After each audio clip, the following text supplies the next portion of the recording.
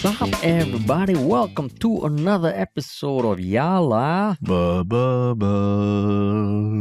your thrice weekly podcast where we talk about the hottest news with a touch of what? Terence? Good old humor. Good old humor, man. Yeah. Good old humor. The midweek episode. The midweek of a generally slow news week. Yeah.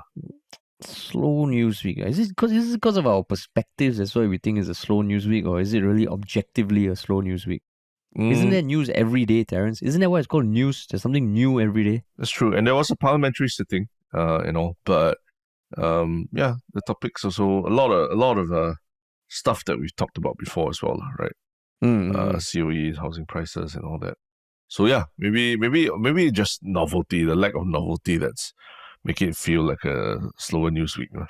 Oh, you know one thing novel that happened to me over the weekend, which I don't know why I was thinking about over lunch. So I went for a full medical checkup as part of the insurance I have. And during one part when the doctor was just, checking like my neck, my mobility and my this, she just casually mentioned, "Oh, you have a third nipple." Oh, and then she really? went on just saying that, okay, your back is straight. I was like, wait, what? What do you mean a third nipple? And she just pointed at something that I thought was a birthmark on my abdomen. And she said, it's a third nipple. Oh, really? Yeah. And are you sure it's not like a skin tag or something? I don't know. Of that sort. And I don't know. I was so stunned and she was so nonchalant about it that she just went on. She's like, "Oh, okay, so do you smoke?" And I was like, no. But I didn't even ask more questions about this supposed third nipple on my body. Okay. And will that affect your insurance given that it was a I mean, I don't think so, but I just feel if you're letting someone know that they have a third nipple, shouldn't you kind of qualify what defines a nipple in the first place? Could it be a joke that you took too seriously? I don't know, man. I don't think that's something you joke about, lah. Like, hey, yeah, okay, your chest, your heartbeat is okay, your blood pressure. Oh, third nipple. Yeah, but how often do you smoke? Do you drink? I was like, wait. So no, so wait. Do you clarify or you didn't clarify? No, I didn't clarify, and then now I think fuck, why didn't I clarify? And then have you done the usual thing that after medical checkup is going like Google about it and all that? I actually haven't. What? I mean, first of all, the purposes of a nipple, nipples on males, I haven't dived deep into that topic. But a third nipple, no. It's like and it's not it's not like a nipple-sized nipple. It's like a mosquito bite-sized nipple. So I'm just curious how, from the look of it. And then I said, oh, so how do you know? She's like, this one can tell one. You're the second case this week. So out there's someone else who she saw and was like, oh, you also have a third nipple. Maybe you guys should link up. And then together you'll have the average of like 3 people, nipple-wise. Nice.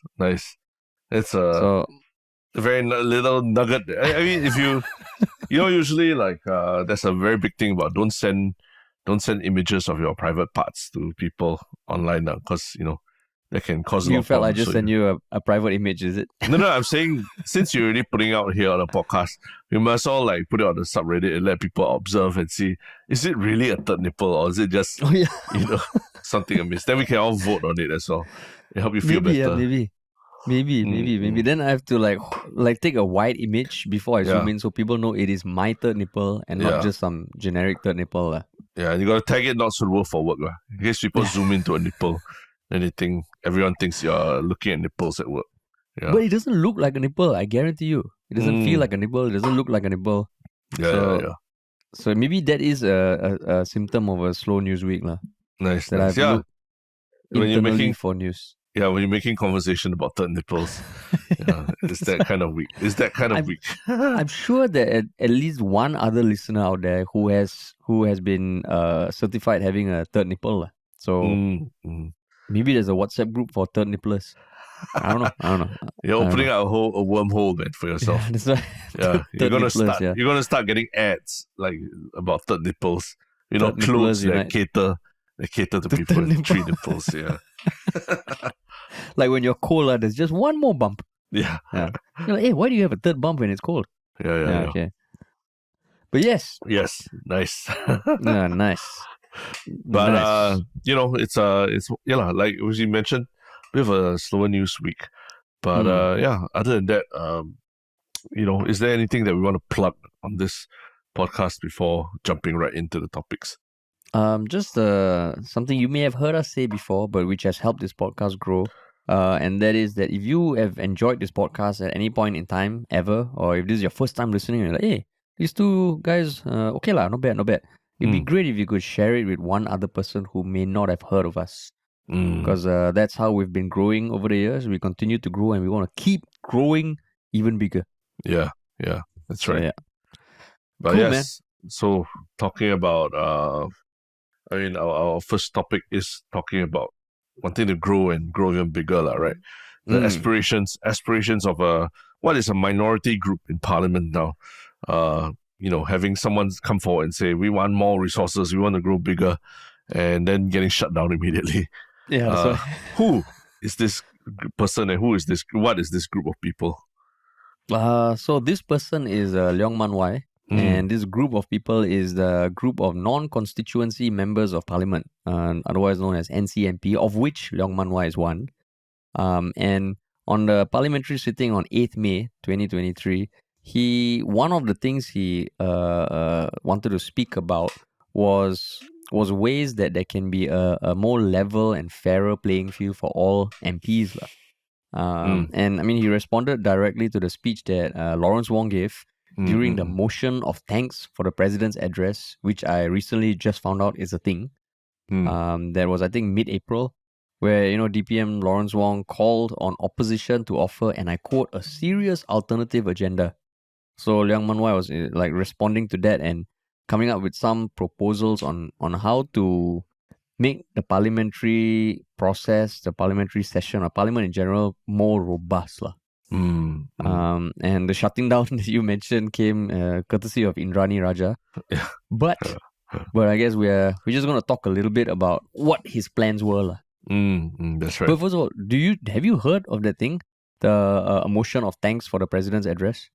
As in, I thought it was like last week or the week before where they already did. A lot of them were reflecting on the president's address already, right? One day. Yeah. So there's the thing, which is where DPM spoke the motion of thanks to the president. Yeah, motion of thanks to the president. So yeah, I didn't know that thing, but in general, yeah, it is kind of like a reply to the presidential speech. It has issues that are debated, and one of the things was mentioned by Lawrence Wong to what was it? Let me pull it up. It is a call for the agenda for the opposition to set out concrete alternatives, if they want to push for things that they don't agree with. That's right. Yeah. But what actually? Yeah. So in a nutshell, it is Leong Mun Wai does give a few suggestions as to how more assistance can be provided for NCMPs and all that. But for you, why do you think this is something that is worth looking at for, and worth us discussing today? Because I think I also remember seeing the Lawrence Wong, the call for opposition to provide alternatives. I know previously also there was a call that opposition shouldn't just sit there and push back. They should come up with better plans and stuff like that. So when there was something calling for a more fairer playing field, I also wanted to hear from Leong Mun Wai about, or just any MP, not just Leong Mun Wai, why it is not fair at this point. What are the suggestions and what the responses are? Yeah. So I thought it was interesting. Okay. Yeah. Now, for me was because I think the last time we spoke about something related to this topic, and I think I mentioned it on the podcast, but for you remembered that actually NCMPs are paid only a fraction of the allowance that MPs, elected MPs are paid, right? And that allowance. In fact, it was you who remembered. I had no idea. No, I remember. Yeah. So, but I reminded you, and that I think it kind of reminded me again that actually a lot of people don't realize that as much as you see Leong Mun Wai pushing his agenda on in Parliament and all that, it's the allowance that he gets for doing that actually is very, very small, right? and I think we can go later deeper into the weeds about it, but he gives the exact figures that he gets in terms of being able to hire administrative assistants and everything to do what they do lah.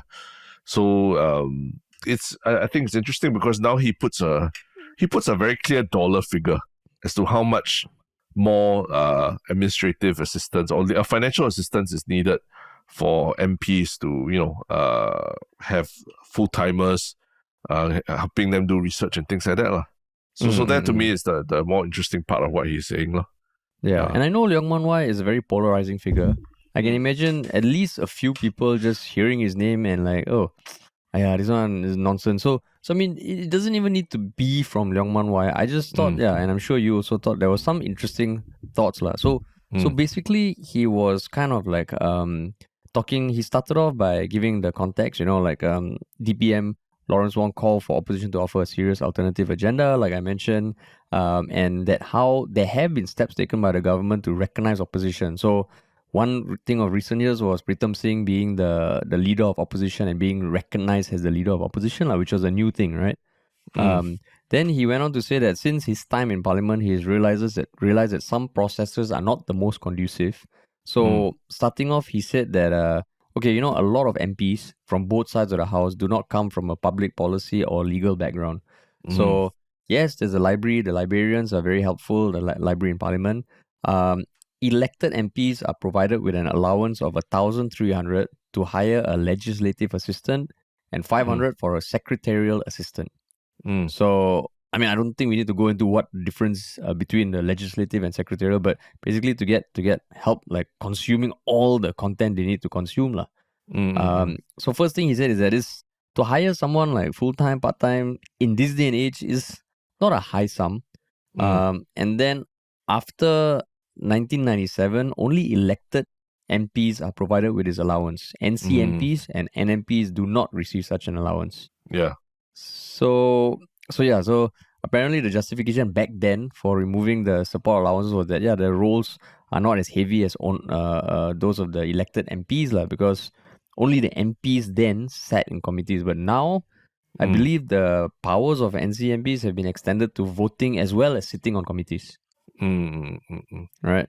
So that was one. And then the second one was basically saying, if you all have speeches and stuff, send earlier so that MPs can all come up with questions beforehand lah. I mean, he was model student. He sent this speech beforehand. Yeah. Which I thought is always the case, but I think only for certain topics or certain things that are required, then they send it beforehand, right? Are you aware? Yeah. I was aware of that. Yeah. It's not a very what do you call it? It's not really an iterative process when they go back and forth before they go to parliament. A lot of times it's like literally like in parliament they get the answers. Yeah, correct. And then he asked for the opposition. So to keep some sort of timekeeping lah, so that when certain time, sometimes the debates can't go on as long as they need to be for him, and he was just pushing for longer debates lah. So I mean, the way he delivered it was, I think, over 15 minutes, and then Indrani gave her responses lah. But how you want to do this? You want to talk through everything he did or talk about Indrani's responses? Yeah, I think we just go straight to the response, right? Because I think he does give a lot of suggestions, and it's only a 15-minute talk speech from him, which you can watch at 2 times speed on YouTube. And if you download a plugin, you can watch up to 3 times, 4 times, 5 times, however you want. But I would suggest 1.5 times, because you still want to enjoy the Leong Mun Wai, the flavor of his delivery, right? I think it's another Leong Mun Wai special, so it's worth savoring. Don't go too fast, but 1.25 times probably too slow lah. So I think at least 1.5 times. So then maybe wrap up just a few other things that he said. One was a research department to help all MPs with research on legislation and all that, to the tune of $1 million per year, to provide all data requests by members in the requested format, to introduce opposition hour, where I believe, I mean, according to him, it happens in other parliaments like in the UK and Canada, where there's 1 hour where the leader of the opposition can propose new topics on the day itself, the first day of the sitting. And for Q&A, for the debate to carry on for as long as there are new questions that are substantive from MPs. And then finally, for two committees, the Public Accounts Committee and the Public Petitions Committee, to be chaired by opposition MPs, which is not the case now. That's right. So a whole slew of suggestions. So yeah, now we can go into the responses. But maybe rather than run through wholesale, like before even thinking about the responses, like when you listen to these suggestions from Leong Mun Wai, like what stood out to you in your mind as doable, and what was a pipe dream? Okay, so from a layman perspective, just listening to it, I thought the allowance for the assistance, it does feel like, okay, if the NCMPs and NMPs are given voting powers similar to the MPs, of course they might not be looking over a GRC or something, which was one of the things Indrani said. I do feel, okay, that one got a bit of like worth thinking about. The let's see, for you that one.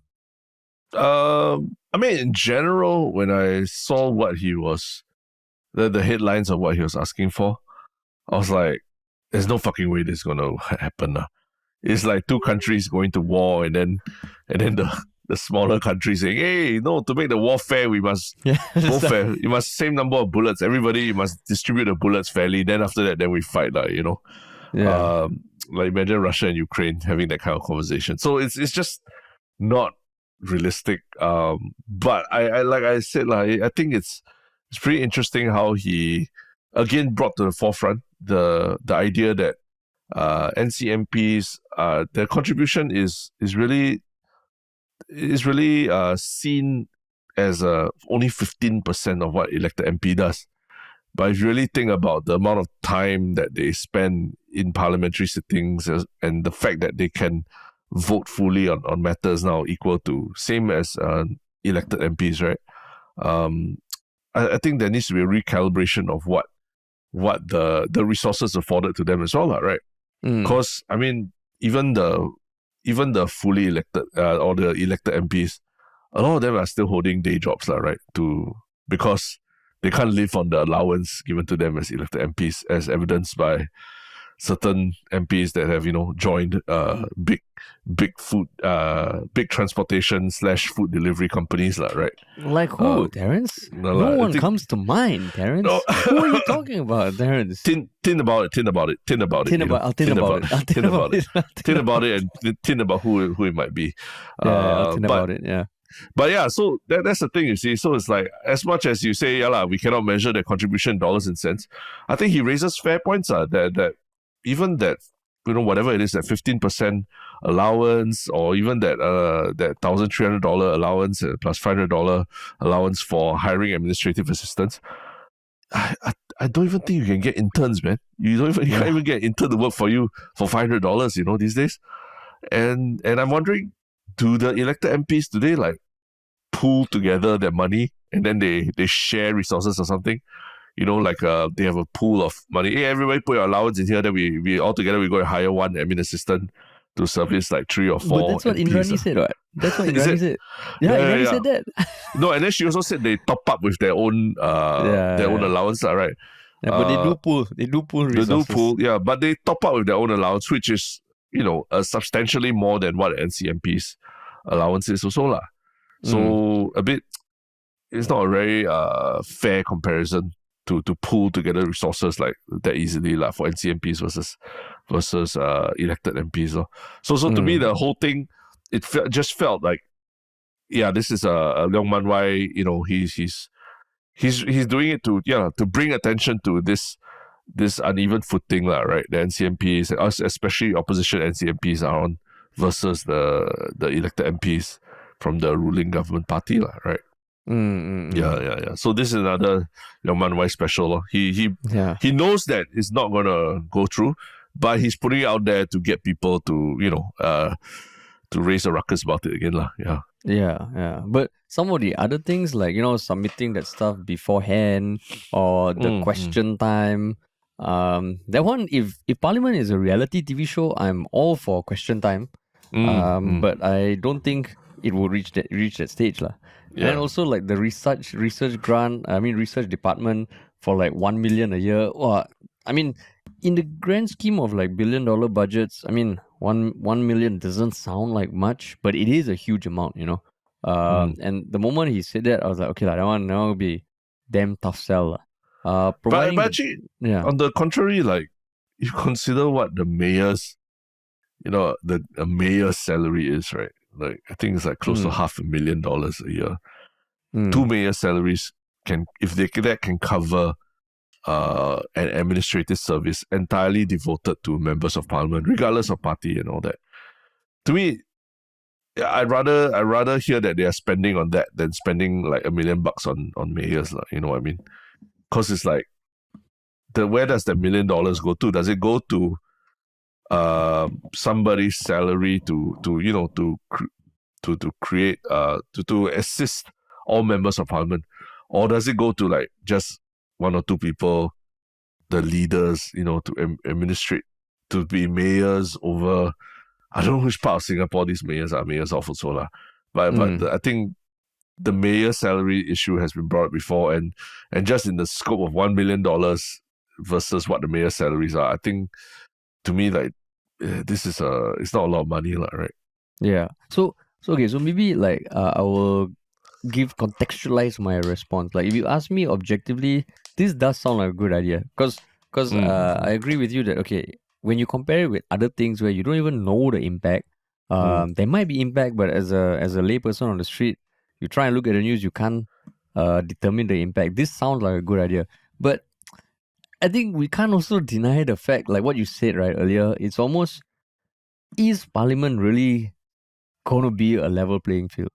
I know that is like speculation, conspiracy theory, silver tinfoil hat and all, but there is always tension between opposition and incumbent, right? And this one just feels like, wow, is there even such a thing in other democracies, in other parliaments? Because, yeah, it's just tricky lah. So my response is like, okay, that will never fly. It's based on, I can't imagine that proposal being approved lah. Do I think it's a good idea? Yeah, I think it's a good idea. It sounds like, $1 million, even if people are getting like I don't know, 8K a month, you can get like 10 people lah, Yeah, exactly. For research, and 8K is really quite a high number. Yeah. And just to correct myself, like, each mayor's annual salary is $660,000 lah. 660,000. We have 5 mayors in Singapore.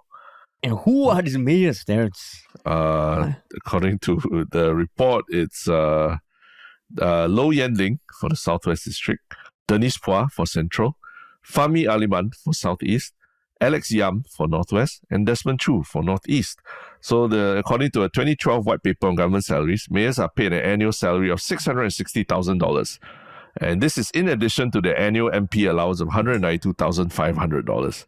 So, in total, they make about $850,000 in total, per year. Did it also say like what the general role of the mayor is? Because I'm not really sure about whatever you're reading. They are mayors of the Community Development Council, right? Because they generally are supposed to this has been discussed in Parliament. The fact that I can't even find much information about it tells you a lot about it. But literally, the article that I'm reading the headline is, most Singaporeans feel CDC mayor salaries are outrageous, according to Pritam Singh. Yeah, so Pritam Singh said that there's not a lot of people don't really know what the CDCs and the mayors do, right? Yeah. So, and their functions can be carried out by a lot of other existing entities. So there seems to be a lot of overlap in what a CDC mayor's functions are with ministries and stat boards.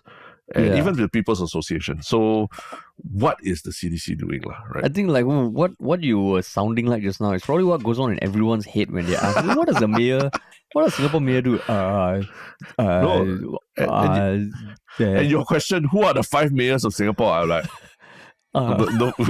nobody knows. We just like, people barely even know that they are mayors, right? Yeah. So yeah lah. So I mean, like I guess now is a good time to look at how the responses were, because sometimes the best thing about questions that, even though outlandish, it's nice to see how the MPs respond. So Indrani Raja was the person who responded, and basically she was saying that PAP, so the first one about the allowance being extended to NCMPs and NMPs. So, and to increase it, basically, Indrani was saying that it is indisputable, that's a word that she used, that NCMP's workload is less than elected MPs because they are not responsible for constituencies. So, extending that, the support they get should also be proportionate. And then she also said specifically that PAP MPs who do not have public policy or legal background, which is like what Leong Mun Wai pointed out, have not asked for more assistance. And they've been able to work together to reallocate their allowances. And like what you mentioned just now, they do pool. Pool. And she said, opposition MPs and NCMPs can do the same. Then the thing about an additional research department, how she countered that was that even giving kudos to the PSP, saying that they have put forward a lot of proposals in the absence of any such department. So it doesn't seem to have deterred them. So maybe it's not a deterrent that there's not enough resources. And then about Leong Mun Wai's request for the government to provide all data as requested in the proper format. Indrani said, they cannot fulfill every whim because there are more, and the Singapore government is already providing more data than most countries.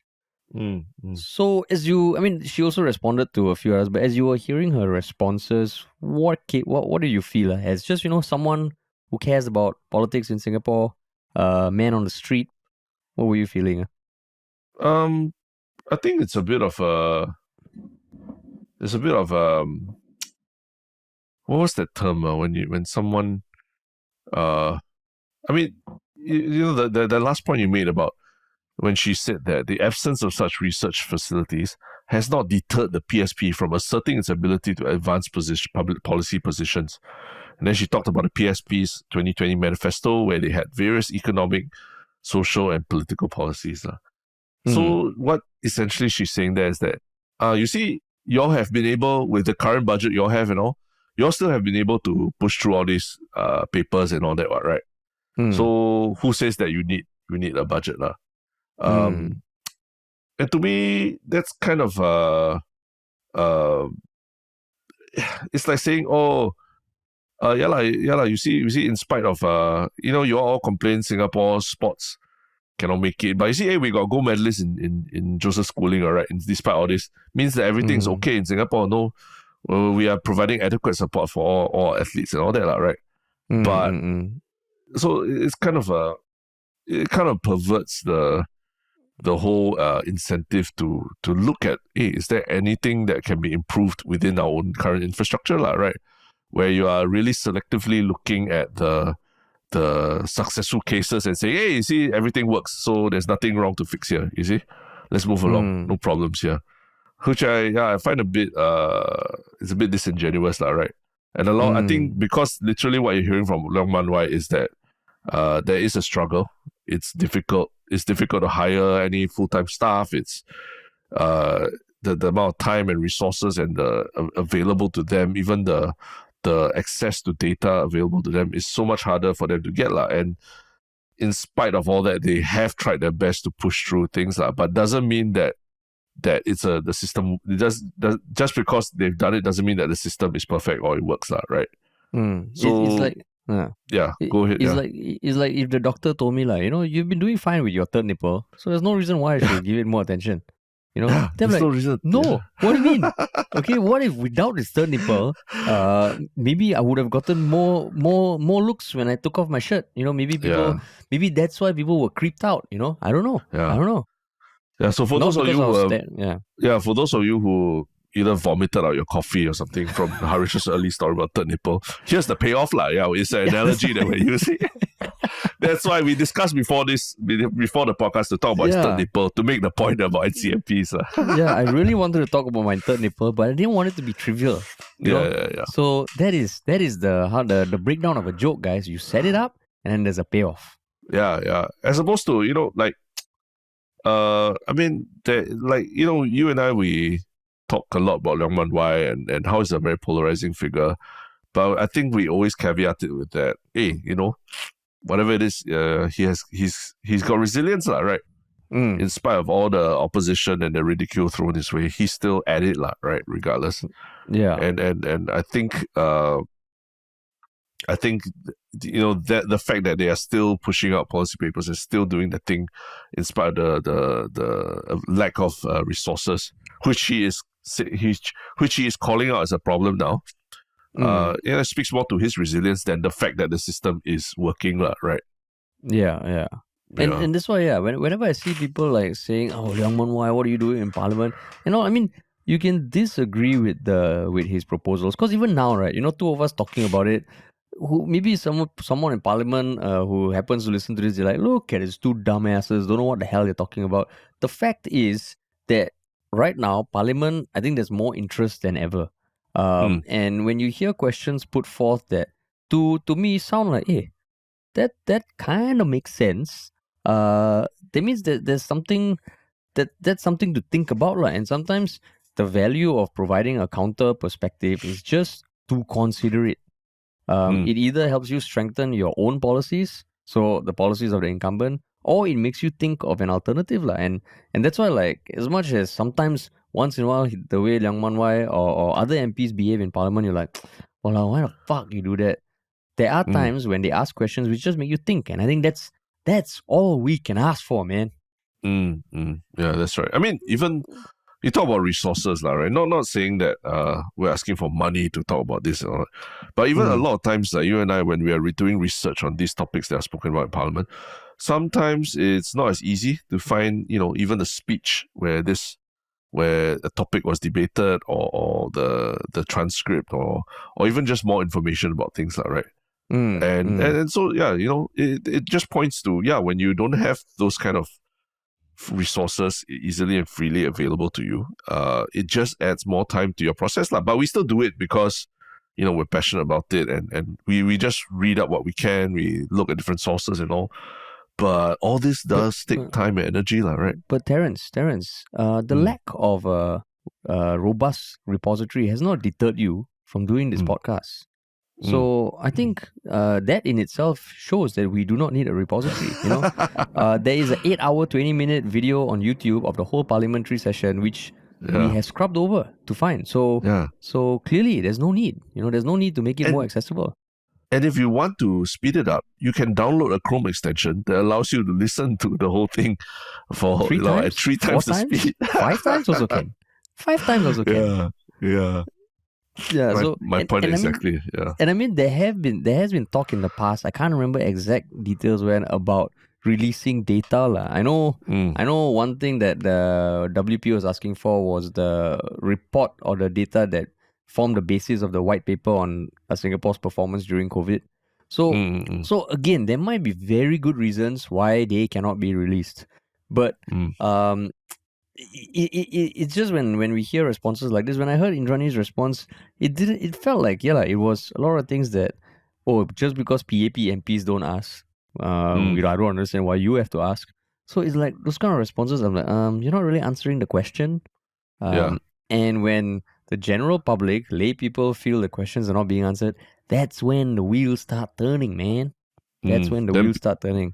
That's when people start filling in the blanks themselves, right? And that's what you want to try to avoid, right? People leaving gaps that people like fill in with their own conspiracy theories and all that, right? Yeah, like even the suggestion from Leong Mun Wai to have the Public Accounts Committee and the Public Petitions Committee be chaired by opposition MPs. I actually thought, hey, I mean, if you really want a robust parliament, that sounds like an idea worth considering, apparently it was in the case in Singapore until 1968 when there were no opposition MPs in parliament. And since then, it hasn't been chaired by an opposition MP. So same with the Public Petitions Committee. So all this stuff which we wouldn't have known of otherwise. I guess that's the point of people asking questions in parliament. Yeah. So, like I think again we go back to kudos to Leong Mun Wai for bringing this up. Although we know every time he brings up this kind of thing, it feels like, last time in history used to study all those kamikaze pilots during World War II and all that. They really just going to crash their plane, sacrifice themselves in order to make a statement and to really damage the warships and all that, right? It feels like that, lah. You know that Leong Mun Wai he's gonna get shot down, but he's just putting it out there, lah. But then one thing I've seen people comment about his speeches is that you're playing to the populace.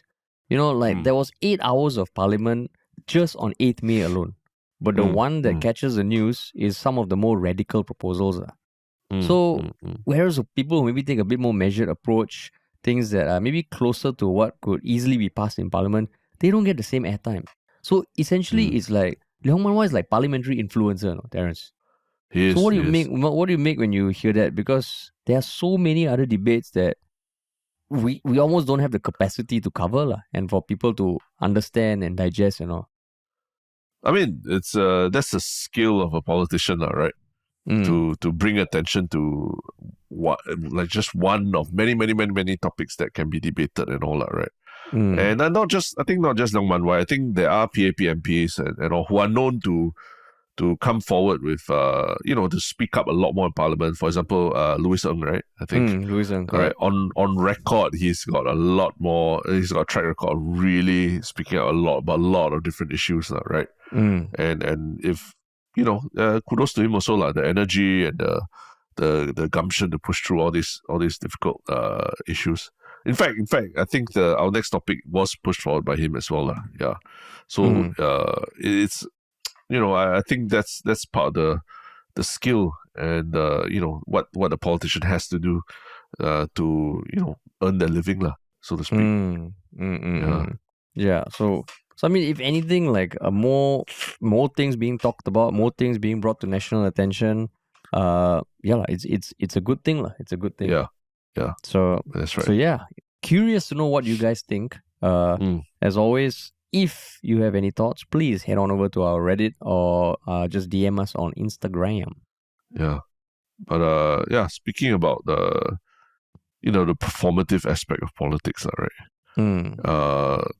Politicians don't have to be tested or audition every single year to test them on their capabilities to be in parliament. Their real audition only comes like once every 4 or 5 years, right, during elections. But there's this group of people who do have to audition in front of a panel every year in order to keep up their keep their license to keep doing what they do. And what is this group of people? It is the group of people who we have spoken about before. It is our dear buskers. And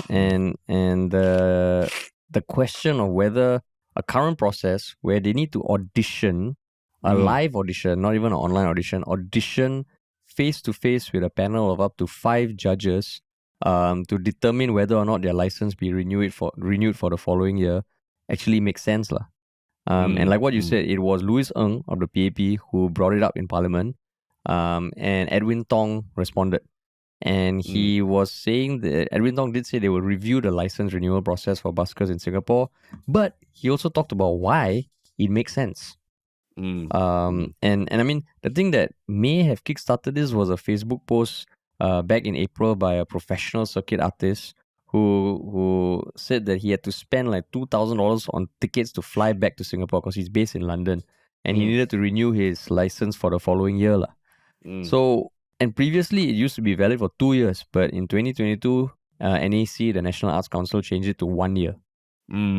So according to Edwin Tong, he said, the NAC busking scheme aims to enliven city life and energize urban spaces, and the live audition ensures, and I quote, robust evaluation. So when you heard this, I know we have previously spoken about the busking issue when it came to there was something about applying for busking spots or something, and generally it made busking a lot harder lah. And there are professional buskers in Singapore who make a living off busking. So when you heard about this and Edwin Tong's response, or like, why do you want to talk about this? I think it's the guy who posted the Facebook post makes some interesting points, right? Because he is based in London, and because he can't do a remote audition or anything like that, he had to fly back to Singapore to have it done.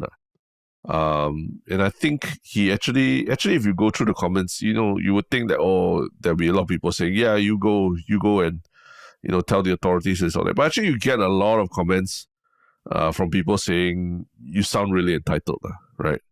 They're saying, what's so difficult? It's like in a lot of jobs and all that, you have to go through.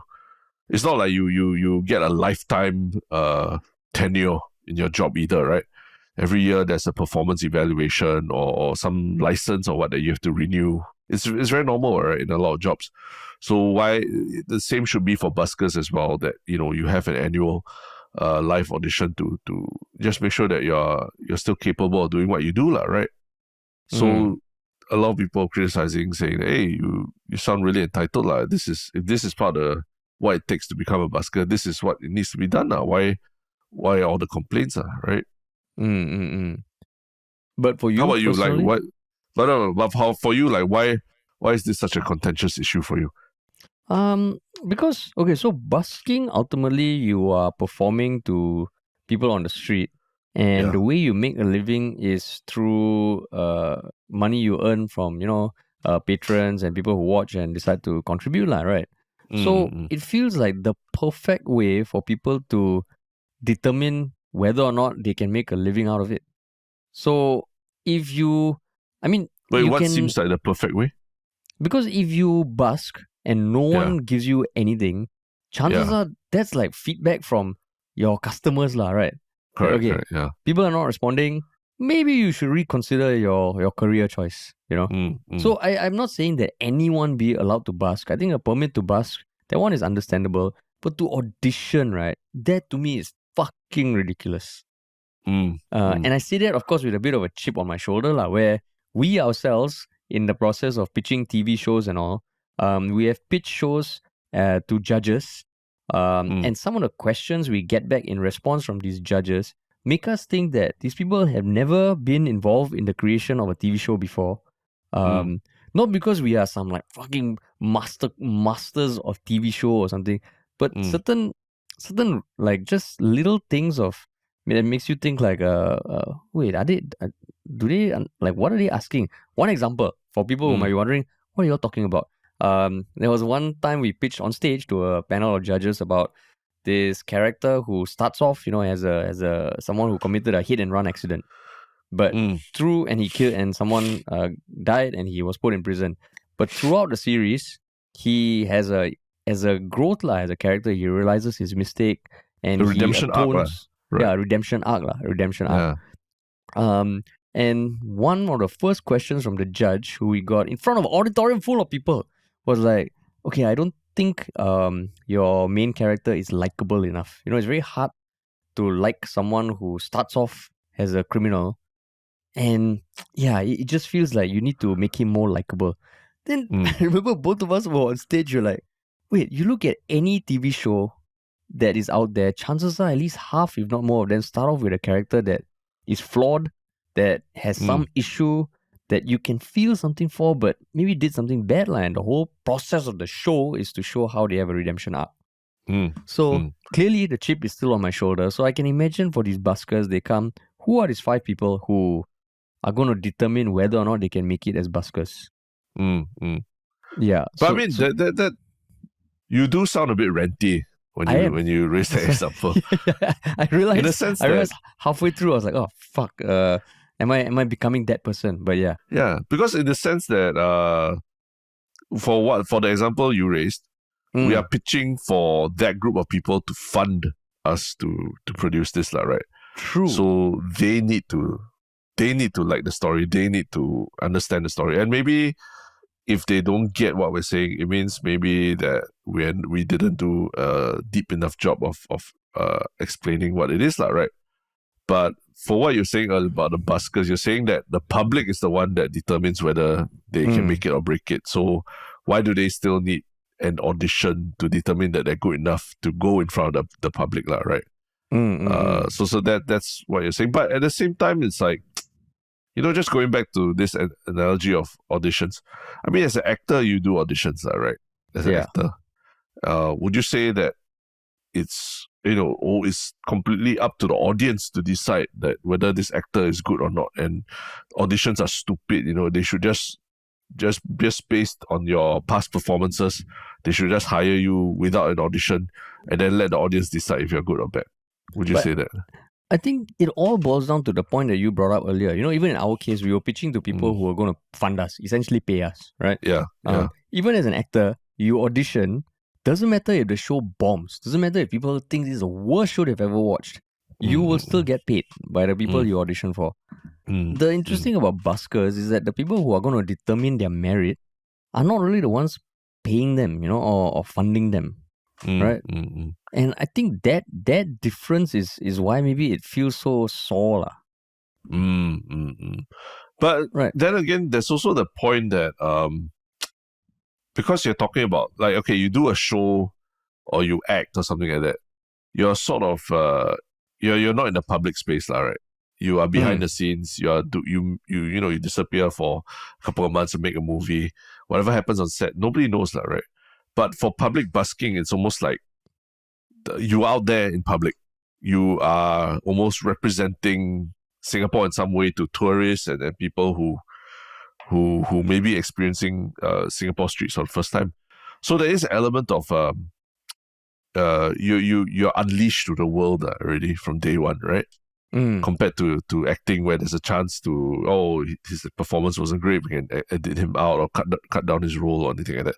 But for busking, the moment you approve them, then the next day they're out on the streets, and if they're really terrible and turn off people and all that, doesn't that take away from the experience of walking around Clarke Quay or Orchard Road or wherever these people are busking? We're saying that I mean, the market can determine whether or not they have a future as a busker, but for that brief moment, there will be this for whatever it is, like a really bad busker out there. Yeah. Because it is and there are all these suggestions from the original Facebook post about why not do it over Zoom or anything like that. But, a lot of times, especially music performances, we all know this because we lived through it during COVID, right?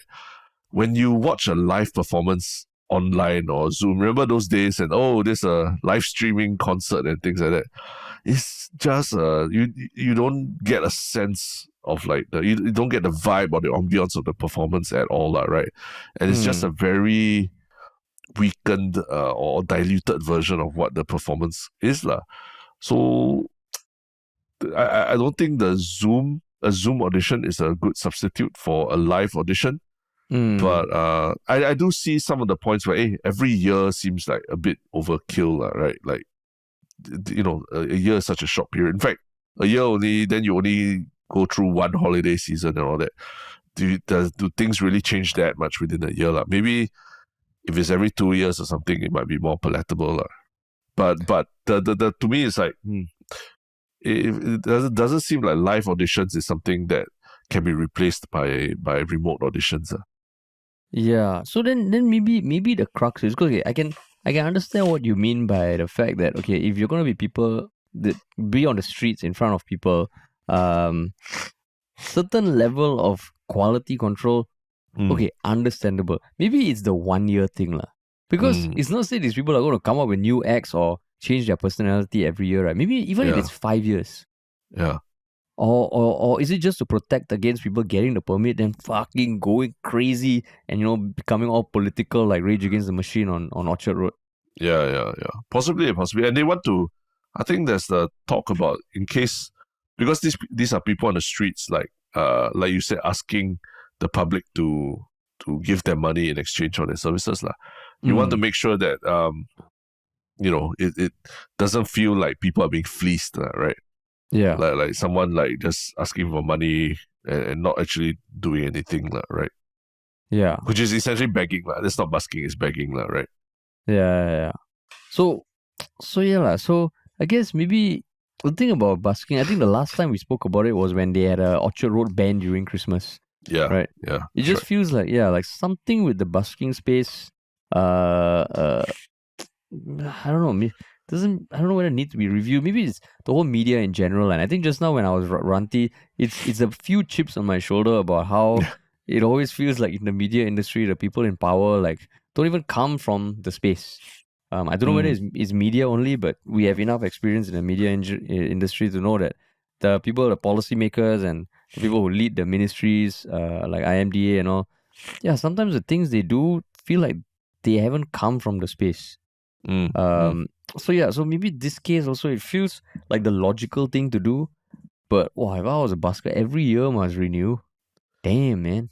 Yeah, that's like saying it's a drain on resources and time also when you always have to keep preparing for this big performance and then you're not 100% sure of the outcome of it also, right? It's always a not just physically or financially, but emotionally it can be very draining as well, right? Yeah. It reminds me of the analogy that I think the founder of Creative gave, where he said, the no U-turn or something. He said in Singapore, you get signs saying that you can U-turn here. If you cannot if there's no U-turn sign, you cannot U-turn. But in other countries, you can U-turn anywhere, but if there's a sign saying you cannot U-turn, then you don't U-turn there. Apart from that, everywhere can U-turn. Yeah. But in Singapore, it's a flip, and I thought the analogy was very interesting. Sim Wong Hu, right? Sim Wong Hu. Correct. Yeah, rest in peace. But it is true that it is the busking industry, if there's one, so to speak, is I think can do with a lot of reform, because I think it does add to the vibrancy of a country, to a very strong busking ecosystem as well.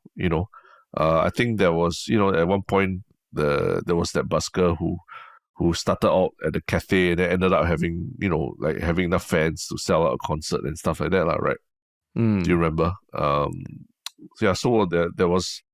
there's all these possibilities of buskers, and I think it just livens up the whole cityscape as well, when there's such a vibrant scene going on. So I do hope that there is some reform, and I think Edwin Tong also, he did say that they constantly look at reviewing, right? Reviewing, monitoring, time to time, what to do. And maybe it's just about the length of how often these auditions are. Every year does seem like a real strain on resources, both for the buskers as well as for the people having to judge all these auditions. Like you audition this bunch of people, then 1 year later you got to sit through auditions one more time and just to judge the same group of people. No, then you can live out your American Idol dreams. You can be Simon Cowell, you can be Katy Perry, because it might be like that, right? You just sit four people on a desk, and then you're like, yes, no, no, I deem you unfit to carry on your career as a busker because I feel you untalented. It's just weird. It is weird. Yeah. Weird. Yeah. But yes. It is time for our one Shiok comment of the week. Yes. And what is your one Shiok comment? My one Shiok comment is from long-time Redditor, Jungle Jimbo 88, who shared a video on our subreddit. More like a tweet a Facebook post that Tan Chuan Jin did, where he shared a deep fake video of that features the 4G leaders in a F4 music video. So it's him, Lawrence Wong, Chan Chun Sing, I think. Do you see the video? Yeah, I saw snippets of it, yes. It's fucking weird, man. And it's so disturbing, but so interesting. So he shared it's like a 30 second clip on his Facebook. I don't know who created it. Yeah. But yeah, he posted it. I wish he gave credit to the creator. I don't know who created it, but yeah, it was disturbing. Disturbing to say the least. Yeah. Yeah. Watch What at about your own risk, I would say. Yeah. What about you? Yeah. My one shot comment comes from Kumar Babu 1919, who I think wrote a Yalabat haiku as a comment. Titled it Finding You. Listening deeply, finding segues and chuckles, echoes of silence.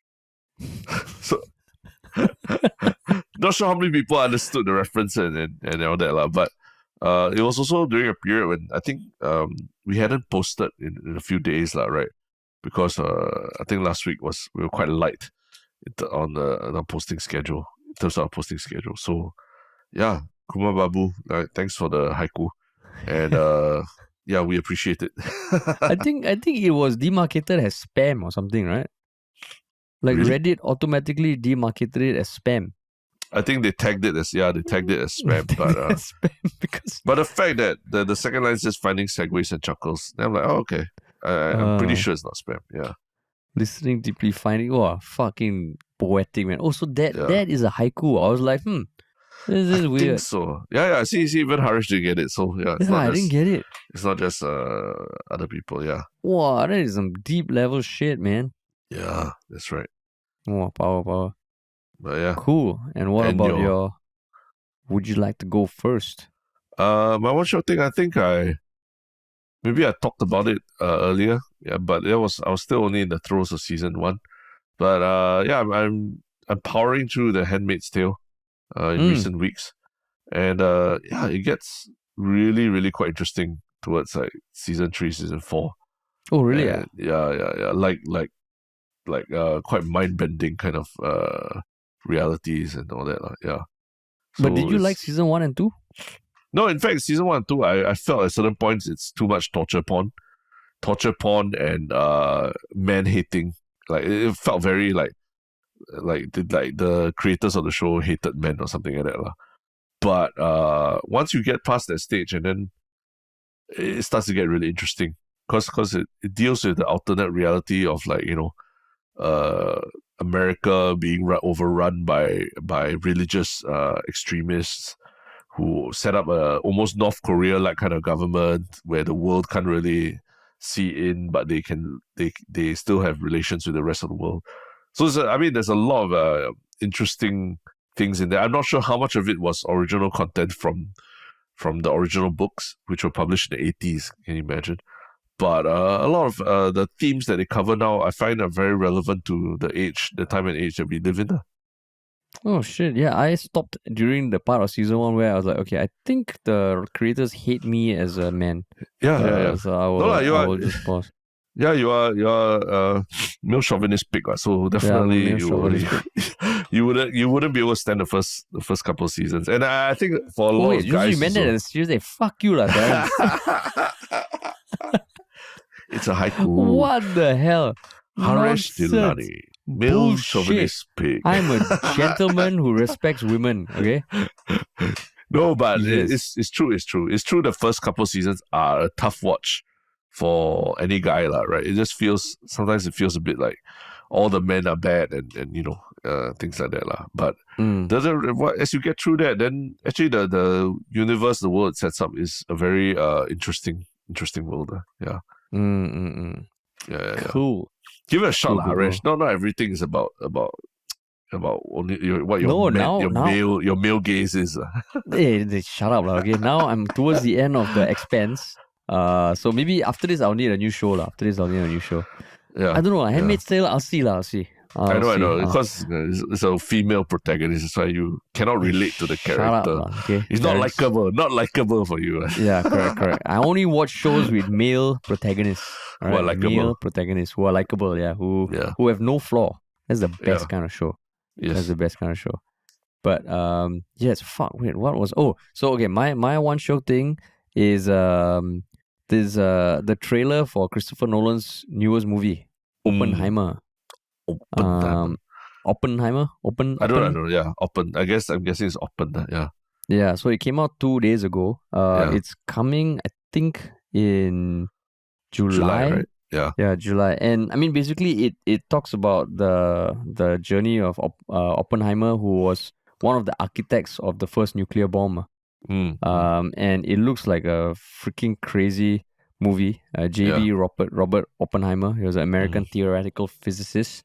And it's starring some big names, man. Cillian Murphy plays Oppenheimer. Robert Downey Jr. is inside. Matt Damon is inside. Rami Malek is inside. And the trailer, in true Christopher Nolan style, it looks epic, lah.